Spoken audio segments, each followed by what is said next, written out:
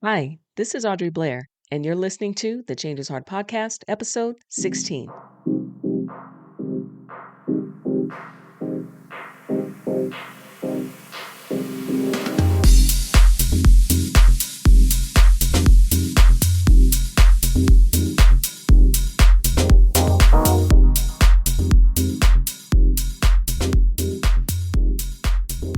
Hello and welcome back to the podcast.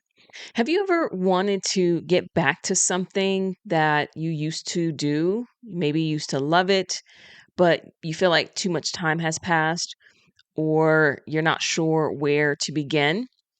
Maybe pushing your limits is something you haven't done for a while, whether it's running, fitness, or building resilience. It can actually feel like a huge mountain to climb, especially after taking a break. Well, in this episode, I am joined by endurance coach and triathlete Amy Height, who also happens to be my running coach. And she works with people at all levels, because I am certainly not an endurance athlete, to help them to get back to some of the fitness goals that they have. We talk about how to do that, how to shift your mindset around discomfort and build small habits that can lead to a big change.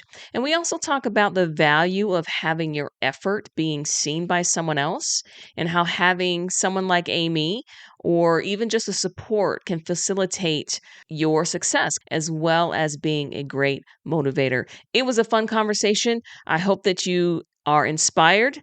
Please enjoy.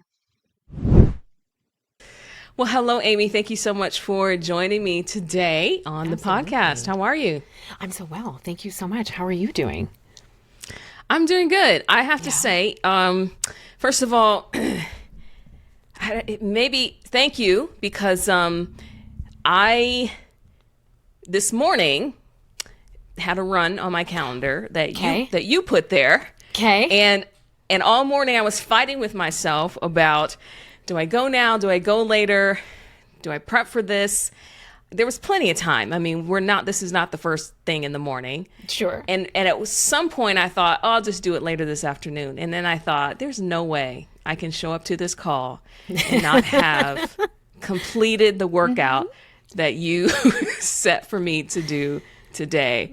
So in the last minute, I threw on, my shoes and my running pants, and I went outside and I got it done. Great job. And you see how my face is all red, and it's because it's my body is still trying to cool down. Mm-hmm. I mean, which speaks to the nature of accountability, of an external motivation, of coaching, which we'll get to a little bit later, the role that coaching plays into things like this. But I just wanted to start off and say there was no way I could face you today without getting that done. So thank you. You know what? Great. I'm so glad. It's motivating. There's like a tiny bit of fear in there. That's cool. I like that. And I'm proud of you for doing it. How do you feel?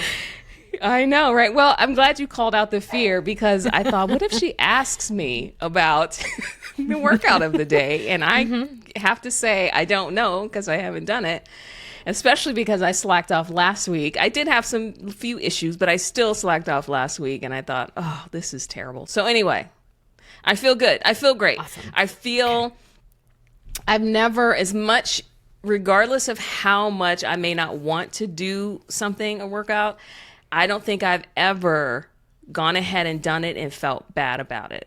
If you're going to feel bad or guilty, it's for not doing it, not for pushing through and actually doing it. 100%. That's not to say if there's an issue that I go into it and maybe I can stop, but I've never felt bad for going ahead and just doing it anyway. So I feel great. I'm so proud of you. That's such a huge part of the whole experience of trying to build in habits and make something regular in your life. Of sometimes you don't feel 100% like you want to do it, but if you can project yourself into the future and say, will I feel better if I do this or if I do part of it? And then just do as much as you can do. And that feeling of getting over the hump of this was hard and I did it anyway is ultimately better than the feeling of I could have, but I didn't. So proud of you. Good job. Yay. Okay. Well, let's take a step back because we are just diving in as though, as if no one's listening, but we do have listeners. So why don't we take a step back and why don't you tell us a little bit about you, what you do, who you are. Sure. Well, my name is Amy Height. I am Denver-based. I am an endurance coach. I am interested in all things endurance sports. Myself, I am a triathlete and a marathon swimmer. I also really like running, and I do that as a sort of complementary addition to my triathlon and swim training.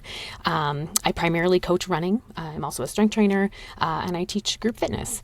That is sort of how I exist in the fitness and wellness world. But additionally, I have 1001 other interests. The theater. I'm a stage manager. I also do copywriting, and I do voice acting. So I'm in my funny home studio booth right now, which is why it looks like I'm inside of a very dark egg carton. Dracula's home. Yeah. It's Dracula's home in here. So our connection is through run coaching.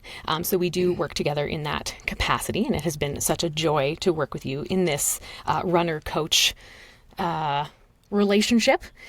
I got into running when I was in college. I actually was, I think, a different person living in a different body for the first half of my life. I was a much bigger human than I am now. Fitness wasn't part of my life. Nutrition wasn't part of my life. And then I just sort of had an early life crisis and decided I'm not doing this anymore. I don't feel well. I can't do the things that I really want to be doing. And I don't feel like I'm existing and moving through the world as I maybe could be. So that sort of started my own personal journey with running and with sports.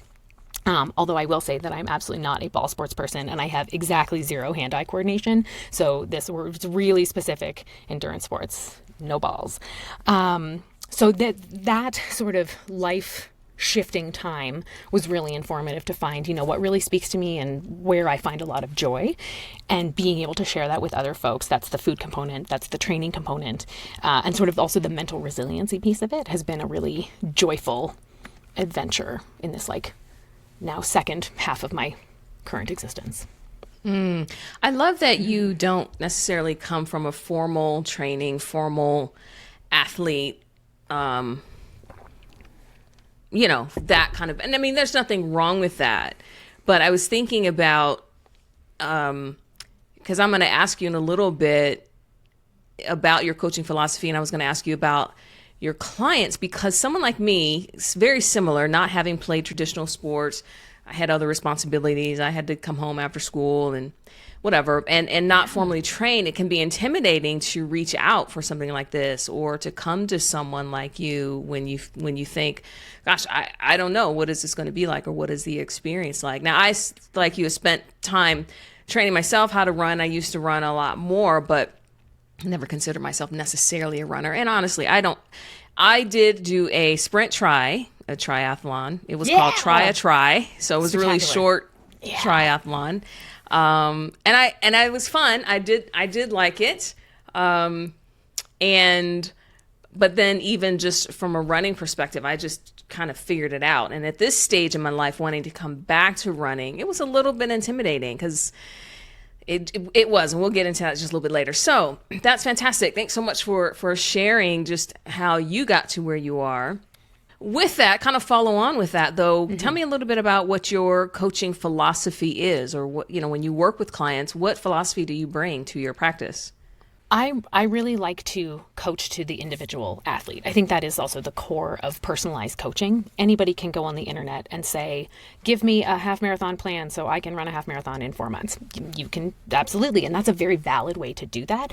If you're taking it a step further to hire a person to work with you as a unique individual, it really is important that they are seeing you as a unique individual and, playing to your strengths, helping you work on your weaknesses, and making the thing fit for your life. So my whole approach to coaching is, if it doesn't fit in your life, it doesn't fit. And so we need to work together to figure out, how do we collectively move towards this goal that you have in a way that is also supportive of all of the other things in your life. Imagine we could all just drop all of our responsibilities and go, I'm going to train for a marathon and do nothing else. I think that's what a professional athlete's job is. And that's a cool gig. And that's also why they can run a marathon in an hour and 50 minutes or whatever the current world record is, because like that's their only focus. That is not the case for most people. So being able to say, okay, in addition to all of these other life commitments and responsibilities and interests that you have, how do we fit this fitness, wellness, athletics piece in? And then also being able to speak to different motivations. Not everyone is motivated in the same way. Not everyone responds to feedback in the same way. One thing I like to ask my clients in our, initial exploratory calls is, how do you feel about positive reinforcement? A lot of people like it and a lot of people don't like it, and it doesn't resonate with them and almost feels patronizing. So to know kind of each individual that you're working with will need something different, and that everyone can do something that is moving them in a direction of growth. Great. How do we find what that thing is and how to move you in that direction? That's my job. I love that. And it's interesting because you're right. I think sometimes we have these goals and we go, I want to do this thing in 4 months. And, what if it takes longer than 4 months? Sometimes, though, we count that as a failure because we get tricked by seeing the professionals doing it. And hey, you go from this body to this body in 12 weeks, right? And then week 10, you're like, I don't see any changes at all. It doesn't mean that nothing's changing. Right. You may not know what you're looking for, what you're looking at, or understand, the physiology of your body and how that might take a little bit longer. But we can get so stuck on, one, the outside, how things look, but then the goal becomes doing it in this amount of time versus just being the goal. I'll get there when I get there. Is that something that you come across when you're working with clients? Absolutely. I think that speaks a little bit to aspiration, which is so important to have, and to have like a lofty goal that you are going towards. Like, yes, let's set our sights on something that is high up there, paired with realism.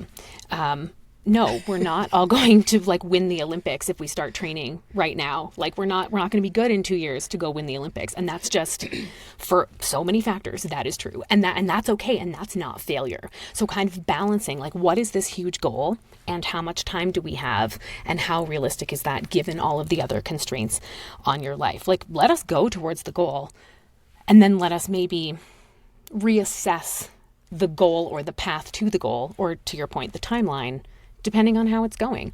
Life likes to throw us all these nice curveballs, right? And so we have to remain flexible and kind of keep your eye on the prize and go, okay, what do I need to shift or change in order to keep moving in that direction? Which is really sort of the kernel of endurance sports anyway. I like to say that like marathons and triathlons are all just sports of like, what's going to go wrong today? And it doesn't matter how well you train and prepare, the universe, the sporting gods, whoever it is going to throw you something and go, and guess what? The road is covered with snakes. And you're like, neat. Okay. So today is snake marathon. And like, what do I need to do to deal with the snakes? But absolutely, yes, it's being flexible with oneself to say, okay, is this goal actually realistic? Or can I break this huge goal into many sub goals and consider it a win every time I hit the next marker towards the big goal? So what I'm hearing, though, from you is that, and we've heard this before, but the mindset going in matters. Your mindset about, okay, I see the snakes, or I see here are some blockers or some barriers in my way. How do I deal with that? But, okay, so talk to me about this, because this is, this is where I struggle. Yeah. Yes, there is a mindset component, but there is absolutely a physical component to it as well. Absolutely. Right? So I could be all day long, I could say, hey, I can go out tomorrow and go run a 10K or go run a marathon. But there are also some physical elements that I have to also pay attention to. So talk to me a little bit about that balance between, until you have trained enough, I think the physical limitations are greater than the mentality. Once you reach a certain point physically, then I think that's where the mindset is more important. I don't know. Tell me what you think about that. That's very interesting. I think both are very much at play at all periods of training. So specifically to your point about timeline, if I said tomorrow, I'm going to give myself 6 weeks and then I'm going to go run 100 miles. I'm not ready. Like in 6 weeks, I will not be ready to run 100 miles. And that's less to do with mindset. If I've decided I'm going to do it, actually your limitation there is your physical body. And probably what will happen is something will break down, you will get injured. We haven't prepared the physical vessel to do the thing that we're asking it to do. So both are at play there.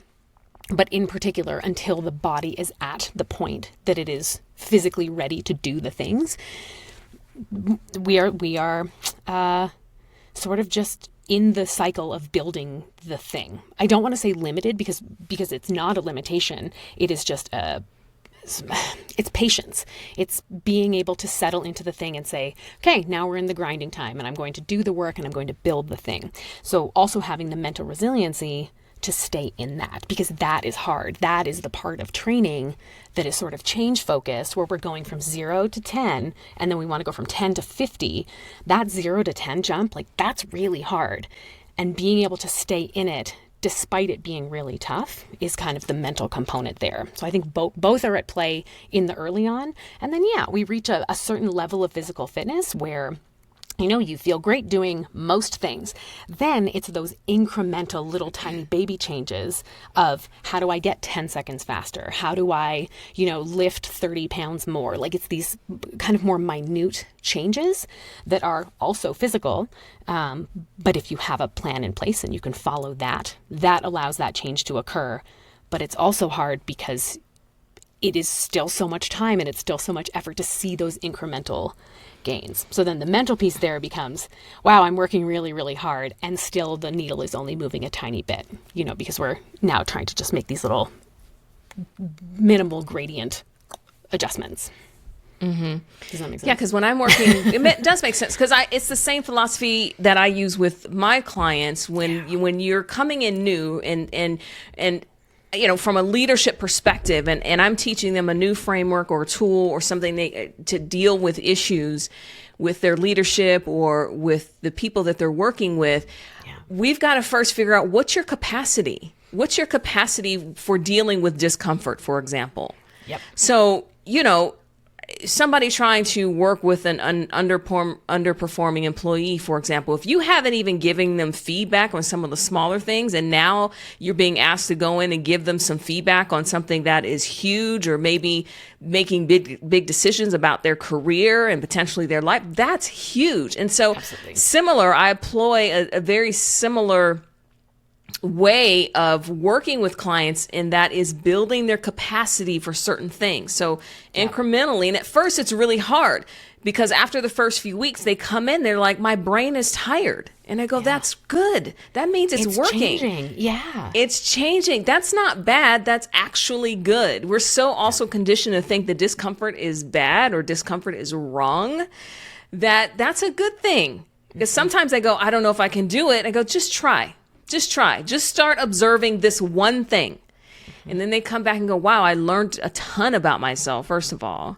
Yep. And it was really tiring. And I go, it's supposed to. You're working your brain in ways that you've never worked it before. You're doing things you've never done before. What we're doing is we're building the foundation, building the capacity. So now then you can go in and have those crucial conversations. You can go in and all the other things we talk about. So it seems like it's very, very similar. Oh, the parallel there is so wild that, in starting out as a runner, you're doing sort of like very basic strength training, and you have to do the strength training in order to be kind of put together in the right way to do the running. And then we do gentle running, and we do short runs, and then we build and we build and we build. And then you're moving towards something longer or something faster or being more uncomfortable for longer. And that is ultimately how we become stronger, better, faster runners, athletes, leaders. It's so similar. That's wild. Okay, good. Yeah. Totally. Okay. So tell me a little bit about your clients. What kind of people work with you? Are they women like me? And you primarily, I don't know if you solely, but you primarily work with women. Is that correct? That tends to be the audience that is attracted to this particular program. That said, I do have on my roster right now 4 male presenting humans. But they are at all of everybody that I'm coaching right now, various ages, various ranges of ability, various levels of experience. I have a few folks who have started and said, I would like to learn how to run, which is a really interesting athlete to work with, particularly if they're someone who didn't do sports as a young person, because what you're actually working on is building the skill of running. Like we think about it, and you're like, yeah, I can run down the block, but to run technically is different than to like run to the bus. So working on getting that shape in the body, if someone has never done something in kind of like in this direction. I have a number of folks who are doing their 2nd or 4th marathon. They're looking to, set a PR or just improve, have a better time. I think a number of them have come from this world of, I did my first 2 marathons without a coach and I hated them both. I had a bad time. I felt awful. I had the shakes. I threw up, like all of these things that just make, they give marathons a bad name because they are inherently very hard. So what they are looking to do is sort of fine tune their process. And then I have a few sort of a little further down the spectrum who are really high performing athletes.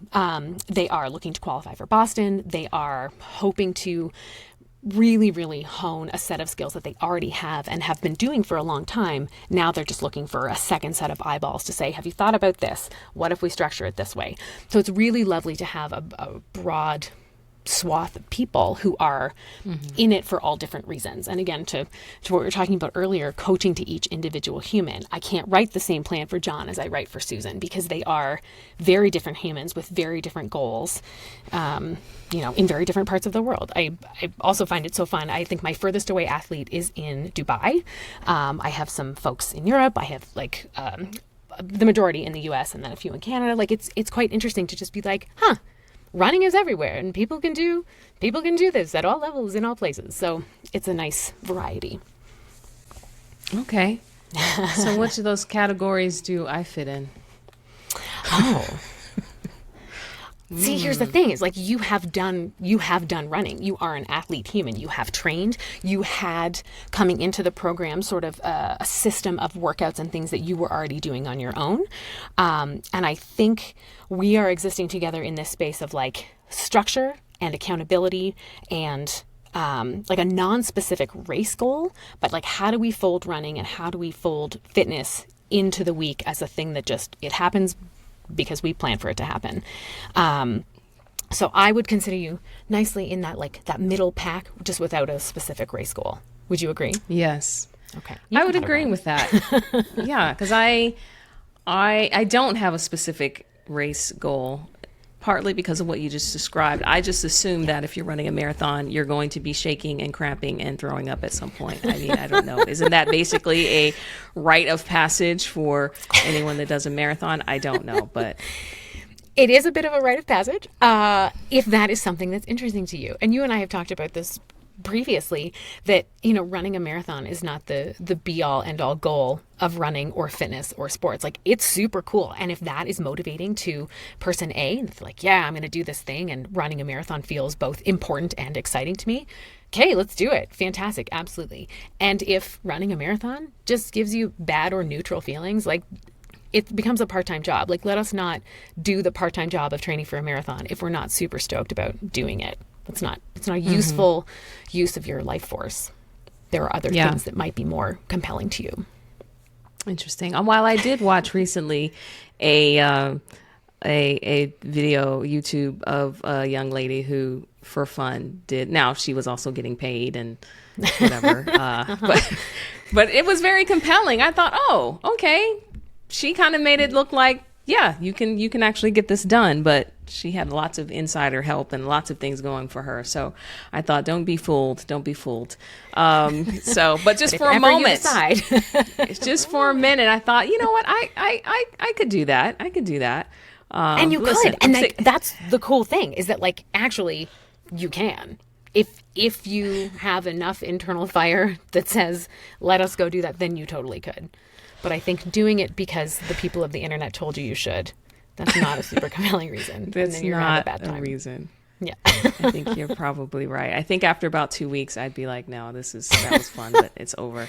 Thank you so I'll much. stick Yeah. with my 5Ks. I'll stick with my 5Ks. I'll stick with my 10Ks. And I think I'm good with that. Honestly, I'm good with that for now. Every once in a while, I think it's a little bit, I go, sometimes I think it's a little, okay, I don't want to say it out loud, but occasionally my brain's like, no, that's kind of lame. You should be striving higher. But I quickly catch that and move on and recognize that that's actually not correct. So there you go. Yeah, and, right? and good for you for So- catching that, because also it's all relative. Like, who's to say what a good and interesting and useful goal is? It's so personal. And a 5K, that's a tough run. A 10K, that's a tough run. It all depends on like how you approach it and what purpose is it serving in your life. If training for that 10K and knowing it's on the calendar is the thing that gets you out running 3 or 4 times a week, and ultimately your goal is overall fitness and wellness, fantastic. Look at that. That does it. That's perfect. Yeah. I also think that I'm just as jazzed to go out by myself and just go for a run and run 5K on my own. I'm probably more jazzed about that than I am running in a group of people for a race. Like, I'm not a group runner. I don't know. There's something about that it's not that fun for me.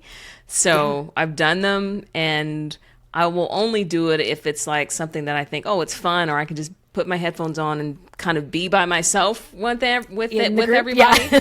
Yeah. But I think I'm just as proud as when I go out for a run at the park and, I look at my watch and it's like, hey, you just hit a PR. I mean, that's fantastic. That's fantastic and so satisfying. And just to use like a very specific word there, fun, that's so important. Like, when these things are inherently hard, training the body to run at any distance, at any pace, it's challenging. So if there's not a tiny element of fun, what are we doing it for? Like, this, it's not our job. We're not the professional marathoner. So let us find the version of it that feels like somewhat joyful. Life is very short. I don't know. Yeah. Well, even in the little things, because while I'm doing it, it doesn't feel fun. So I have to, even while I'm doing it, I have to find some of the fun elements. So the music that I'm listening to matters, or the book or the podcast or whatever I'm listening to. Sometimes that has to matter to get my brain, or to, to keep me focused on something else. Sometimes it's just me and my breath. And so, yeah, I think finding some of the smaller things to help you get through those moments, matter so much, and it helps to change even just my mindset around it, when I can find other elements besides, oh no, you're going too slow. Well, what is too slow? So changing those kinds of things brings in those elements of, okay, let's just make it fun. Let's figure out how to make it fun. Absolutely. Yeah. So thinking about, lots of people that you work with, why, let me ask you this question. Mm-hmm. Why does what you do matter? What's important about what you do for the people that you work with? In sort of the individual sense, or in the universal sense? In the universal sense, yeah. Well, or the individual, however you want to answer it. But it's why does it matter? You put a lot of time and effort and energy. I know you have a number of clients. I know that every week you have a schedule set out for me, and you do that for everybody. I mean, and there's something for you, innate for you to spend that time to do it. There's a why in there, and there's something that matters to both your client and to you as well. It's a great question. I will begin with the macro, and then we'll zoom in. I think there is something really valuable about having your effort be seen. So the role that I can play as a coach is almost bearing witness to the work. Not only am I laying out the plan, I'm checking in on the plan, and I'm seeing, like, okay, did you do the run? Did you do the run as prescribed? How do those efforts look relative to what I know that you, athlete ABC, can do? And then how do I acknowledge a job well done? How do I ask a question about what happened here? And how do we use that information to move forward? I think a lot of the time, particularly with fitness and like kind of wellness pursuits, it feels very personal, and it is very personal and very internal. And that can almost become a vacuum if you're in it by yourself. So being able to offer another set of eyeballs and perspective, because a lot of the things that I see my athletes experiencing or doing or feeling, I'm like, I've been there. That is very familiar. Let us have a hive mind about like what does that mean, and then how do we move forward. So I think kind of being able to be in the boat with someone, that they're like, I am on this journey. I'm like, me too. I'm back here with my little paddle. You have the big paddle, but I'm just sort of hanging out with you. I think that is useful. And then in the individual sense, I think it matters because we need the accountability, right? Like I think in a lot of things and in a lot of ways as human people, we're like, yep, I'm good. I've got it. And we are also very, very good at letting ourselves off the hook. So in kind of that like teeny tiny way of saying like, I have a goal and it is important to me, making sure that I know that someone else also has eyes on that goal so that I continue to move towards it. It's not my goal. It does not matter to me if you train all the way through your season and then get to race day and go, I'm not feeling it. I don't want to. That's okay. If that's your choice, then that's beautiful and fantastic. But I think the version of being accountable and being true to yourself and to your own effort requires just that teeny tiny little bit of support. And also on the days when it's really hard to be like, today was a terrible run. I had a bad time. It was really hot and I didn't feel good. And then for somebody else to be like, yeah, that sounds really hard. What are we going to do about it tomorrow? Like, how do we need to change and move forward? So I think it's both the big picture support and accountability and the teeny tiny picture support and accountability. Mm-hmm. Yeah. Yeah, I love that. And I think one thing for me, if I can just speak to me specifically, is that that being seen aspect of it. Because on one hand, you're like, I've been in this vacuum. I know I need help, but what is this other person going to think or view of me or my run or my style? And what's amazing and beautiful about getting other eyes, other people see you differently than you see yourself. And probably in a lot of cases, they're going to have a more positive view of what you're doing than you might be saying or telling yourself as well. Yeah. And I think that's something that's super important, but it's getting past that I'm going to be seen part. I think that's hard for some people, and inviting someone in. I don't know. To me, it feels like it's a very vulnerable place. Yeah. It's a very vulnerable kind of journey that you're on for various reasons why people might be doing it. It could be for health reasons, certainly wellness reasons, maybe to train for something, maybe just like me, I kind of miss it. I have a love-hate relationship with running, but I can't seem to get rid of it. So even at my age, I'm like, okay, I still want this to be a part of my life.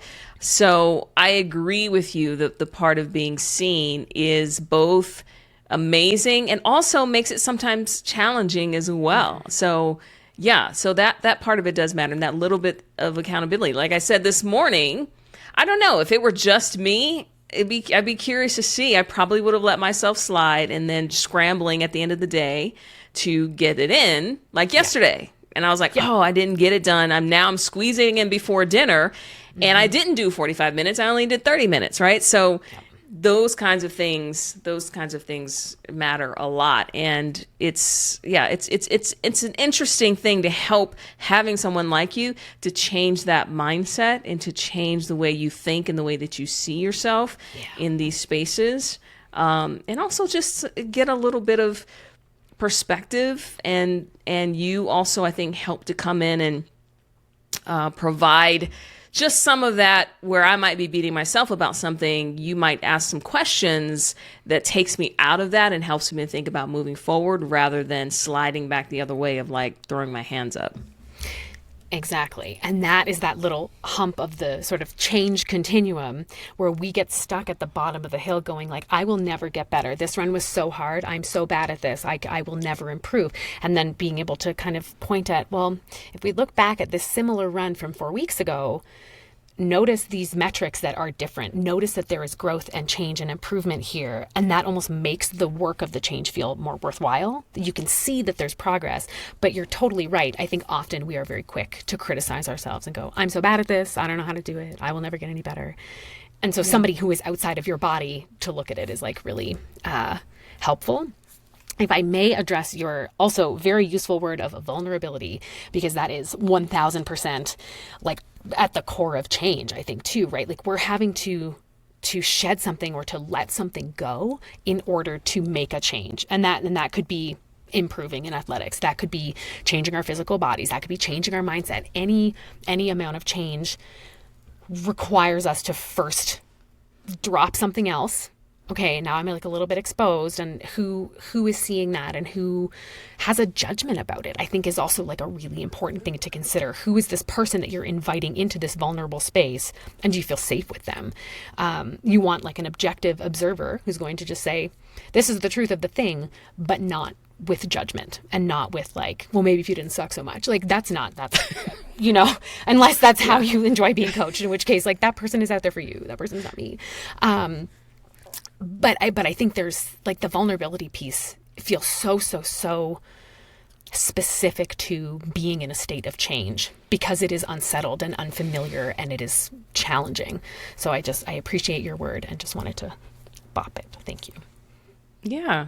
Well, and I think it matters that because sometimes when you let go of maybe an old version of yourself and how you see yourself, sometimes it's not very clear of who you're becoming, and having someone else also on that side or just existing in that space where I'm not sure what this is going to look like, and having that support. I know what I want it to look like. You know, I have some, obviously goals are important for things like that to keep you moving. And your environment, because my best friend is like, what are you doing?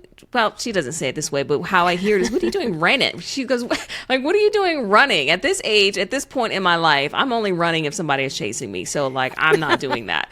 And so, you know, it's like, then you face those kinds of things. Certainly no harm. She doesn't mean anything by it for me, but it's a good question, because sometimes I'm like, yeah, what am I doing? I should be, you know, whatever, but I can't let it go.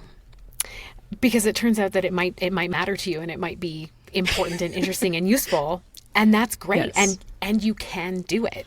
Sure. Well, talking about taking care of, and in this space of health and wellness, and when I'm coaching leaders, resilience and dealing with burnout and dealing with exhaustion, dealing with the things that a lot of people are dealing with today, and the role that taking care of yourself plays into that. But it's so difficult, it seems, for people to make this a priority. What are some small things, some small incremental things that you can advise or that people can do? You know, maybe they're not going out and going running tomorrow, but what are some things that they can do to help, just to build in a little bit of that resilience from a physical personality? I mean, I know we can talk about, you know, meditation and things like that, but I mean, just from a physical movement and in your world, what might that look like for somebody? Yeah, just starting out trying to, or restarting, trying to fit it into your very busy life. I think like in any sort of business setting, you want to do like a little analysis of what are our obstacles, what are the risks here, what are the things that are likely to prevent us from reaching this goal, in the same way you'd think about like we're launching a new product. Great. I like to do a little audit of time. So what I have had clients do in past is go through a week, a typical week for them, and say, what are you spending most of your time doing? It's like, okay, well, I'm sleeping 6 hours a night, and I'm working 8 or 9 hours a day. And then I'm watching TV about 5 hours, and I'm on my phone like 4 hours, just sort of like scrolling, and then maybe like an hour of shopping or like making food, and then 2 hours of socializing. And that probably is more than 24 hours. But, we go through what do your days look like and where are you spending your minutes? And then we do a little like reallocating of time and say, where is there actually a pocket of time? Right now, it feels like you're too busy and there's absolutely no space. Great. Can we take 1 hour from evening TV time and go, Is that a good time to take a walk? Is that a good time to do some mobility work on the floor or do a yoga class on YouTube for 25 minutes? Just finding those little pockets of space where something can fit in. And I think starting small is really important, and just sort of building those pathways in the brain and in the body that say, when I do this regularly, it gets easier. I feel better. Ooh, I should do it more. Like just really getting on that reward circuit of, if I do this thing, I will feel better, and teaching the brain and body that is true. So if that's 2 20-minute walks in a week, fantastic. If that's all you have time and energy for, fantastic. That's 40 more minutes than you were walking previously. Wonderful. If it is, if someone is looking to go to the gym, okay, great. What are the obstacles preventing you from going to the gym after work? Well, I don't have my clothes. I'd have to go home and get them. Okie doke. Well, the night before, you're going to put your shoes, you're going to put your gym bag in the car. They're in the front seat. You can see them. You cannot avoid them. Your water bottle is already full and you have a snack. Like, you are setting yourself up for success with these teeny tiny little steps. And it sounds almost so stupid to say out loud, because it's like, yeah, put your shoes in the car, like, obviously.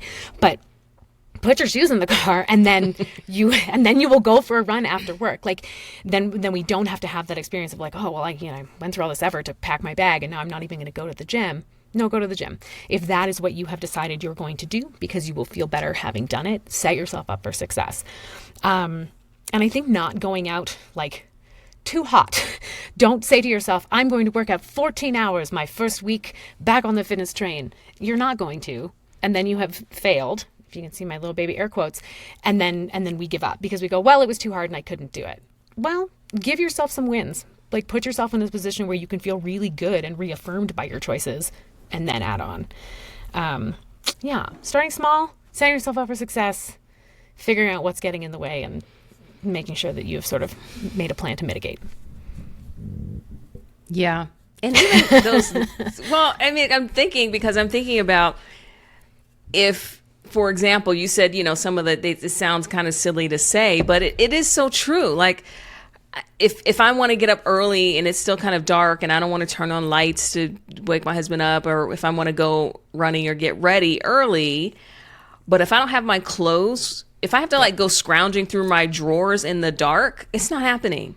So I do have to think about, take them out, put them either right there on my chair, or take them in the bathroom where you can change your clothes there, or putting them somewhere where it's just not going to be an inconvenience to somebody else if I'm going to do that. It does sound silly, and sometimes we dismiss them as silly, but it's those kinds of incremental things that make a huge difference in actually getting something done or not. Absolutely. Because you're putting all the pieces in place to make the change happen. Versus going, I really hope this change happens. No, it's like an intentional, it's a choice. Set yourself up to do the thing you've said you're going to do. Yeah. And that's the word, and that's a key word, that intentional. I use that word a lot. We set our intention for how you're showing up in the day. How are you showing up for this meeting? How are you showing up for this talk? Set the intention beforehand, and that helps to mitigate some of the automatic reactions. You get to decide to how you're going to respond to certain things. And I would imagine, and I do know, having worked with you and having done this, but it is still very hard. I still find it's so challenging. So you do have to continually come back to sometimes the basics. I know for me, the whole by a certain time frame, for me, it's not that helpful, because I see it approaching and I go, oh, I don't think I'm where I should be. So either I have unrealistic vision of what this is supposed to look like, or I have set, like you said, you set a goal that's so big that you got to bring it down a little bit. So that's something that I am continually working on, just for my own self and my own brain, and not worrying so much about what the end picture should look like, but my health, my wellness. What are some of the smaller incremental goals? I just want to be able to go out, run a few miles, build it into my regular rotation of activities, and feel good about it. And so, if I start there, the rest will take care of itself. How often for you are you mid-workout going, the purpose of this is X, my motivation for this is X, in doing this activity, I am going in the direction of this goal? Like, does that play into staying in the workout while you're doing it? That's such a great question. Oh, she's coaching me now, folks. No, I'm actually just like so curious. That is a really good question, and I think it matters based on what's going on. Like today, part of the motivation for doing it this morning before meeting you was the fact that I was meeting with you. I mean, so sometimes whatever little bit of motivation I can find, I can do it. And sometimes when I'm in the flow of it, it doesn't require as much. So I can go out and set a loftier goal of, hey, I want to see if I can beat my 2-mile run pace. You know how terrible I am at pacing, but so sometimes I do go out with those intentions. Sometimes I'll go out with, I've created a little track at the park where I like to run. Yeah. And sometimes I'm like, hey, I just want to do this track, 5 times without stopping. And I think 5 times on that track, I think it is a 5K. I think it's like 0.6 or so, sometimes I do, and sometimes it's just, hey, let me get out the door. Honestly, some days it's let me just get something in. And I've reached the point where if I get out there and it really just is not happening, and maybe I feel horrible or just not happening, I'm okay with either adjusting the workout and going, I'm not running today. It's not happening today. I will walk. And if I'm walking and I'm like, okay, after X amount of time, if I'm out there and I'm like, you know what, it's time for me to go home, then I'm okay with, I'm stopping and I'm going home. So I'm at that point now where I can pay attention to those things without making it mean something greater than today was just not the day to, to go run a 5K, but you got some walking in, you got out, you were outside, you were at the park. Yep. That was good enough. Absolutely. Absolutely. And if the goal is overall wellness that spans a long time, fantastic. That is absolutely a piece of that. And it's doing something. It's feeling good about what you did. It's not injuring yourself in trying to do more than the body was ready for today, and being realistic with yourself about, where that line is. There's a term that I think is like floating in the ether right now about like toxic discipline. I think the young people are talking about it. And it's this sort of, who knew? That, this idea of like, if you are not punishing yourself and you are not working super, super hard and you're not doing 12 workouts a week and, drinking only creatine and water, like, then you're doing a bad job. And I think this is the toxic discipline piece is the antithesis of that. I think what the young people are saying is like, that actually doesn't make any sense and that feels really destructive. Yes, for some people that is how they want to live in their life, and that is motivating and they feel good. Fantastic. Power to you. Please go do that. And then I think for other folks, standing on the other side of that toxic punishing discipline that says, if you do not do it exactly as written, if you do not do it for exactly as many minutes as prescribed, then you have failed.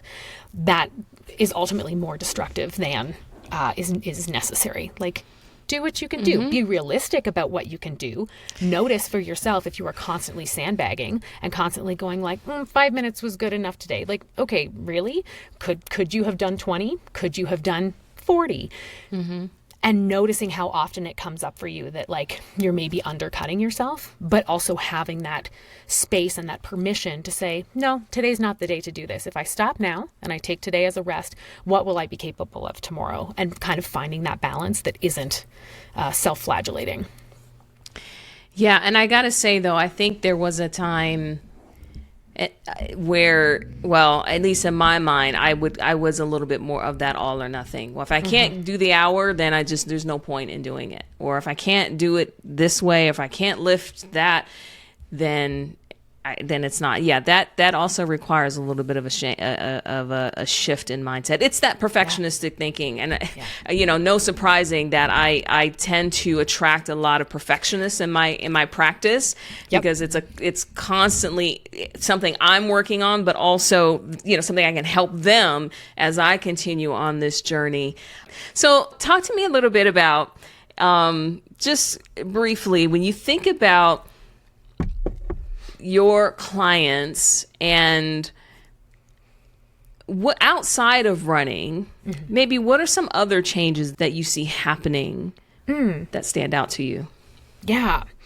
The biggest, probably most practical one is the nutrition piece. It feels logical to say, like, when we are eating and fueling ourselves better, our running feels better, our athletics feel better, our bodies just feel better overall when we are being just conscious of what is coming into our persons. There's not a perfect way to eat. And we talk a lot about it in coaching because, as distance and mileage goes up, we need to kind of reassess how we're eating. I have a lot of folks who start out and I say, great, what are you eating on your long runs? And they're like, what?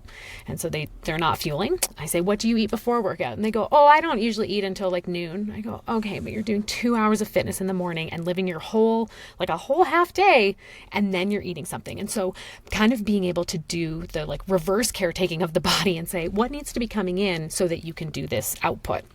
So it is specific to sports nutrition, but it's also just feeding yourself as a human person in the world and making sure that you are eating in a balanced way and at appropriate intervals. Sleep is another one that I'm on folks about all the time. They're like, oh, I was really tired, I couldn't get that run in. And I say, what time did you go to bed the night before? And they're like, oh, like 2. I go, okay, that's not bedtime. Like, unless your morning is also shifted because your whole life is shifted and you were a person who works at night, I get that. But like looking at all of the other pieces that impact your athletic self that also impact how you show up in the world. No one's doing super well on 2 hours of sleep, whether or not you're running. So, that factors in a lot. It's also just very interesting to notice that running mimics life. Like so many of the things that come up for us in an athletic pursuit, overcoming an obstacle, figuring out our priorities, pushing through something that's hard, that's just like a tiny little microcosm of what being an adult person in the world is, or being a person of any age in the world. And being able to practice this thing is hard so that we have that mindset when it comes up in real life, I think is really valuable. So I've had runners say like, oh, I noticed that this month at work, I've really been in this marathon mindset. Like it's been really busy and really intense, but I'm just sort of channeling like the same feeling it is to do a 22-mile run and go, okay, I'm just in this, and I'm going to get through it and I will get to the other side. So that's kind of like a powerful mental shift that I've seen happen for folks. And it's kind of cool. We get to practice it in this safe way on this thing that in the grand scheme of things, it's like, it's just running. Like if it goes terribly, get an Uber and you go home. Like that's okay. But then we're practicing it for like the other things in life where maybe there isn't like an Uber option. I want to come back to, you talked about the nutrition piece, and I'm curious, I just want to get your take on some of these things, like, and I know intermittent fasting is a big thing right now. I know that I tried it for a while, and I think it was useful. I think it was helpful. But then as we were working together, I'm like, this isn't best. You can't wait to eat at 12 or 1 o'clock and then expect to have a good workout in the morning. What is it that and I want to talk specifically to women here because I think you sent me something, Dr. Stacy Sims. She's a Stacy hero. Sims, right? Yep. I love highly recommend. When she said women are not little men, I just dropped to the floor and I was like, oh my gosh, so much of what we as women follow is what men are doing, and we are not. Our bodies are not. We're not little men, and so it's interesting. How, and I really rethought the whole, just a lot of things about how I treat my body, the nutrition, and a lot of those things. But what is it in our minds that we think, oh, if I wait half the day and don't eat anything, that's good for me? What is happening there? First, I don't want to yuck anybody's yums about intermittent fasting. If that is your jimmity jam and you feel great doing it and that is how you exist in the world, wonderful, fantastic. Enjoy your intermittent fasting. I think it depends what the demands are that you're putting on your body. And I think to your very specific point, something happened to all of our brains as young women where we were told that the less you eat, the better you are. And there's something very insidious about that. And I see it in literally every single person that I work with, even if it's these like just little quiet moments of, well, I only worked out for an hour, so I figured I didn't need to eat. Okay. Well, you're driving a car and it would be like, I'm going to take the car out, but it has no gas in it. And I'm also not going to refill it after. Okay. I think the logic of if I wait until noon to eat, then my window of eating for the day is only going to be like 6 hours. And how much can you possibly eat in 6 hours? I will end up eating less, I think is the logical leap. I think that's where some of the appeal is, I think.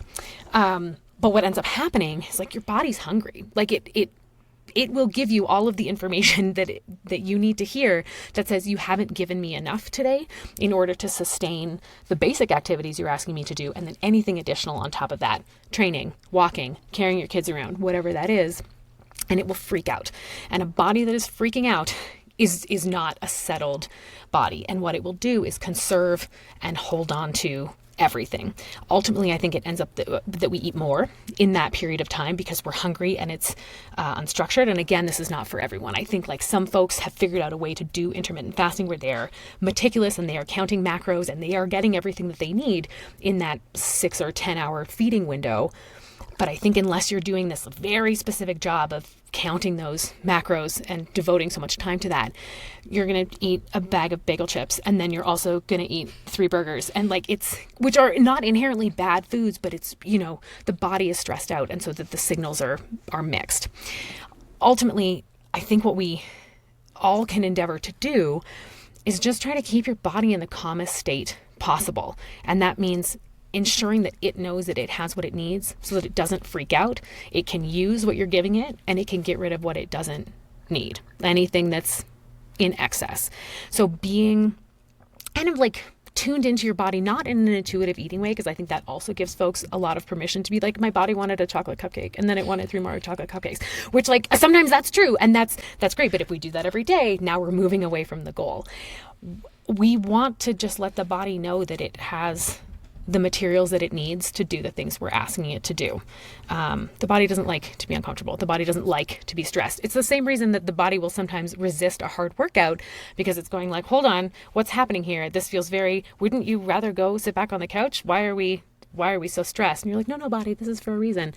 But we need to make sure that it has the materials it needs to do that hard thing. Does that make sense? Yeah, it does make sense. And I'm actually a fan of the intermittent fasting. But what scared me after I started learning a little bit more is as you decrease your intake in calories, so does your metabolism goes down as well. You can't even function as well. And I thought that's in the long run, that's not where I need to be. So I made some adjustments and some shifts for me. I'm certainly not perfect. Last week, my daughter, we love to, I cook, we bake. My daughter loves to bake. I mean, I made this banana cream cheesecake last week that will blow your mind. And just delicious. Like, oh my. So, but yes. But to your point though, have a slice and be done, not, and I didn't have half the cheese. I actually gave a lot of it away because I didn't want it sitting around. But I just noticed I'm more in tune now when I'm picking up and snacking a lot more or eating a lot more sweets. My body will say to me, and it'll be like, so you're not feeling good. Like, what's happening? What are you doing? Yep. And so just being able to be in tune with that and pay attention to that a little bit more is useful information. As we kind of round up here or close out here, what are maybe some key things that you think are important for people to hear? Anything that we didn't address that you think, well, I really would love for your audience to know X? I think in the spirit of change being hard, that's why we're here, knowing that you can take tiny steps in the direction that you want to go, and those steps count. It doesn't have to be a huge leap in order to matter. That little incremental changes that maybe feel a little bit less hard because they are smaller, those still count. Those add up to bigger change. And if that's like the gentler way to approach making a big life change of any kind, great, fantastic. That's what a perfect way in. I also just like to offer to all of my people that this idea of anyone can do anything to move in the direction of a goal. So if you have set for yourself this goal and it feels really lofty and really impossible, great. Identify one tiny step that you can make in that direction. Even if it feels totally improbable, there's very likely something that you can do to move in that direction. Breaking those goals into tiny little micro pieces is such an affirming way to reassure yourself that you have the tools to to do it. I think asking for support when you need it is also like a huge component of anything. If that's from your partner, if that's from your best friend, if that's from like any person in your life who could feel like a supportive force for you, tell them that that's what you need from them, and just say, hey, I'm taking on this thing and it is for me and I am committed to this goal. I just need you to look at it sometimes and just, because it might not be that you're hiring a coach to run a marathon. It could just be that you're like, hey, I want to pay more attention to how I'm eating and I want to be taking care of myself differently. And maybe the last thing is that change is hard, and that's also the point. That some things are just hard, and the moving through them and the process of moving through them to get to the other side is the whole point of the thing. Like that process and that change and that growth, like that's how we continue to live. And like, let us not stagnate as humans in the world. Let us continue to try to grow and be different or better versions of ourselves, or whatever wording works for you. The shedding of something or the becoming of something else is going to be a challenge. And then look where you end up on the other side, if that's useful. Yeah. Yeah. I love it. I love that. And I think that if I can just add on to just, change is hard, it doesn't make it wrong. Mm-hmm. And frankly, as you attack it, you start changing your mindset about, well, but I can do hard things. Well, thank you so much, Amy. I know you're not a fan of social, but how can someone find you? How can someone find you, reach out to you? Absolutely. I have a little old website. It's my first name and my last name, amyheight.com.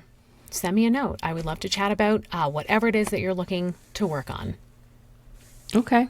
All right. Fantastic. Well, thank you so much. Absolutely. Thank you so much for having me. This was such a joy.